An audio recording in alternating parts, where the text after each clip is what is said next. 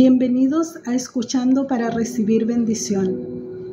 Apocalipsis en un comienzo se conocía como las visiones de Juan, pero después la tradición fue nombrar a este libro simplemente Revelación, ya que es la primera palabra de este pergamino, que por cierto fue escrito completamente en griego, idioma en el cual la primera palabra del libro es Apocalipsis, que significa revelación o desvelamiento. El versículo 1 comienza diciendo revelación de Jesucristo. Hagamos un alto aquí para recordar quién es Jesucristo. Sí, claro, sabemos que se refiere a Jesús, el que nació en Belén, aquel ungido a quien Israel esperaba que los libertase del yugo romano, pero que murió crucificado sin defenderse. Y pareciera que para muchos fue un gran fracaso del intento de Dios por devolver el reino a Israel y traer paz al mundo.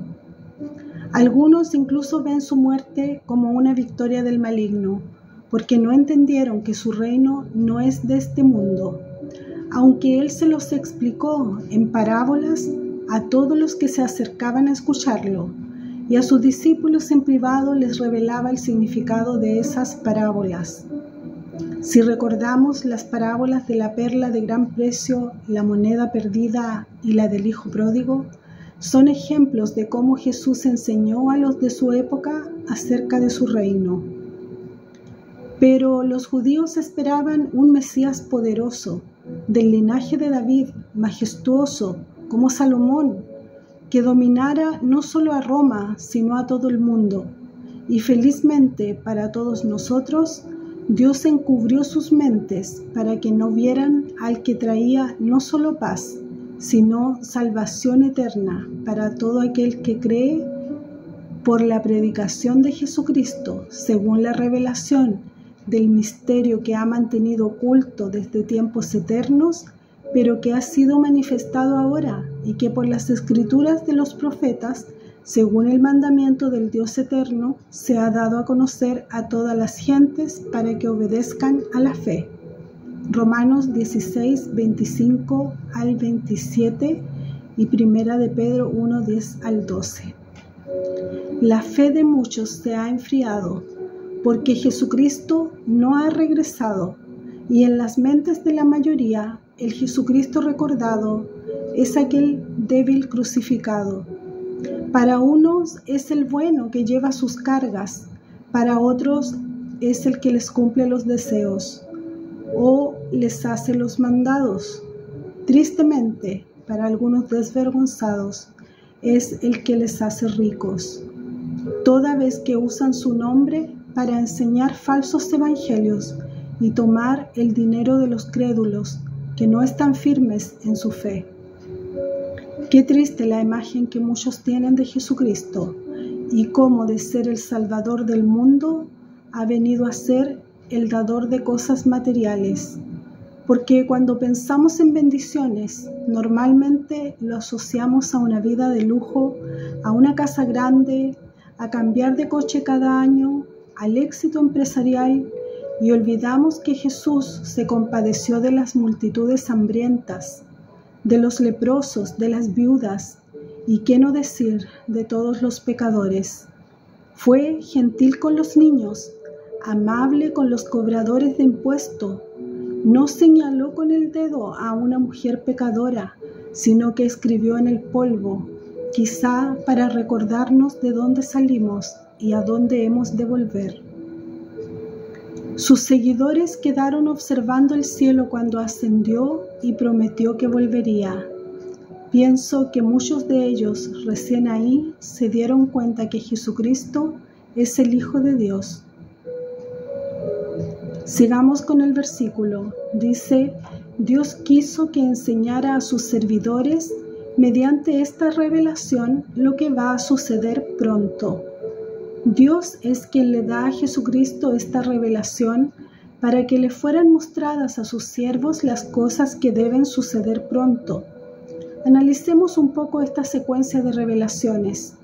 Dios a Jesucristo y Jesucristo a sus siervos. Descubramos por qué esta secuencia es de suma importancia.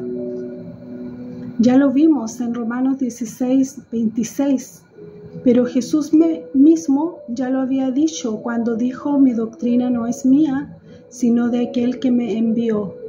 Juan 7:16, y otra vez en Juan 5:20 dice: porque el Padre ama al Hijo y le muestra todas las cosas que Él hace, y mayores obras que éstas les mostrará, de modo que vosotros os maravilléis.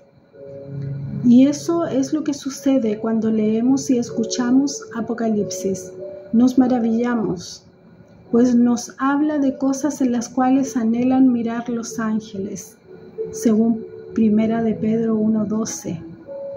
Es pues de suma importancia que tengamos en cuenta que Dios es quien revela a Jesucristo todo lo que hará y le ordena mostrar a sus siervos estas cosas que sucederán pronto.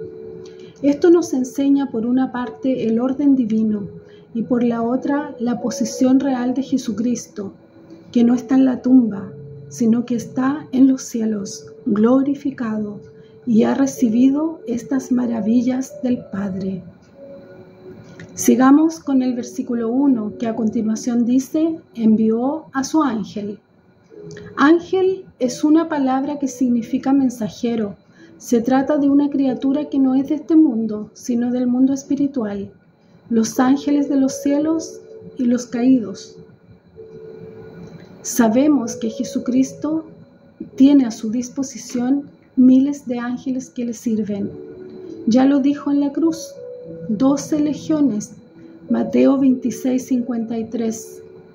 Cuando estaba en esta tierra, en forma humana, ángeles le servían.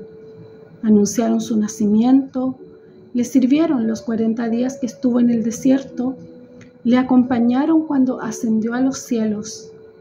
Ahora en los cielos todos los ángeles están a su servicio, porque el Padre ama al Hijo y todas las cosas ha entregado en su mano. Juan 3:35. No nos sorprendamos de que Jesucristo haya enviado un ángel para que se lo transmitiera en forma de visiones a su siervo Juan. Juan es un nombre hebreo, Yohanan, que significa la gracia del Señor, pero específicamente el que pide la gracia del Señor. Siervo viene de una palabra griega con el significado de esclavo. En nuestros tiempos y en nuestra cultura no existen esclavos, según existían en la antigüedad, donde todo reino que se preciaba de tal tenía esclavos.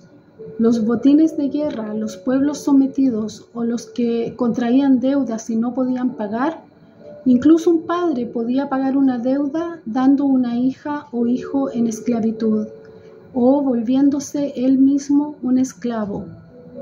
Sin embargo, aquí lo que hay que tener en cuenta es la relación que existe entre el amo y el esclavo con respecto a las órdenes, es decir, la obediencia indiscutida del esclavo a las órdenes del amo.